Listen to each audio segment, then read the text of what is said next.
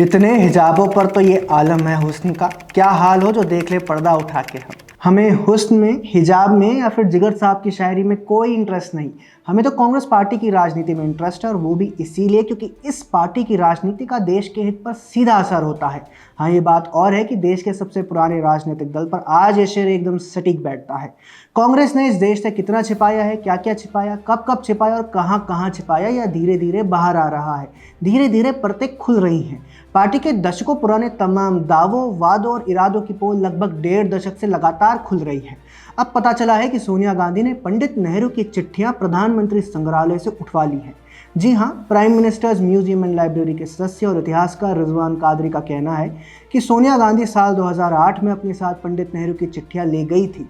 ऐसा करने से पहले उन्होंने संग्रहालय से कहा था कि मेरा कुछ सामान तुम्हारे पास है, मेरा वो सामान लौटा दो। ये तो पता नहीं, लेकिन उठाकर तो वे ले गई, ये बात पक्की है।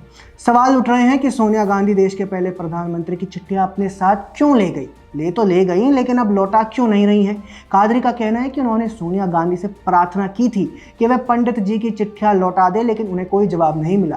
कादरी ने अपने नेता विपक्ष और कांग्रेस सांसद राहुल गांधी से प्रार्थना की है कि वे चिट्ठियां वापस करवा दें। दोस्तों, यहाँ दो बड़े सवाल खड़े होते हैं। पहला ये कि सोनिया गांधी किस अधिकार के साथ ऐसा कर सकती है। देश में किसी को भी यह अधिकार नहीं है कि वो राष्ट्र की संपत्ति, देश के इतिहास से संबंधित वस्तुओं को अपने साथ घर ले जाए।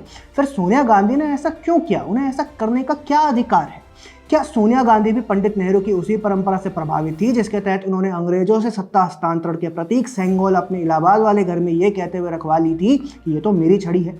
बाद में उसे प्रयागराज के संग्रहालय में इस नोट के साथ रखा गया था कि यह नेहरू की सुनहरी छड़ी है जो उन्हें भेंट की गई थी।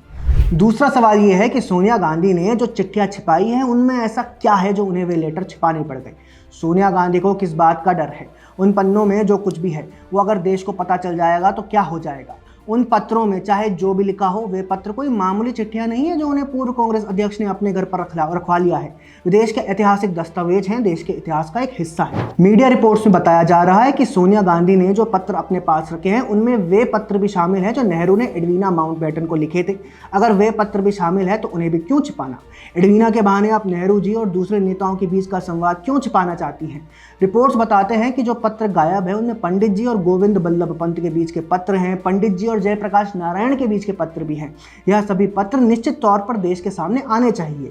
सोनिया गांधी और कांग्रेस पार्टी को ये बात समझनी चाहिए कि पंडित जी के पत्र दबाकर आप सिर्फ पंडित जी के व्यक्तित्व को ही नहीं दबा रहे, बल्कि देश के इतिहास को भी दबा और छिपा रहे हैं। प्रधानमंत्री संग्रहालय से बिना परमिशन लिए पत्र उठाकर ले जाना यह दिखाता है कि राष्ट्र की संपत्ति को लेकर इस परिवार का आचरण कैसा रहा है। या तो इन पत्रों को वापस लाने की मांग सार्वजनिक होने के कारण देश जान पा रहा है कि ऐसा कुछ हुआ है, पर हो सकता है कि तमाम ऐसे वाक्य और हुए हों जिनके बारे में देश को पता ही नहीं है। आज विदेशों के कई संग्रहालयों में देश के नेताओं के पत्र मौजूद रहते हैं।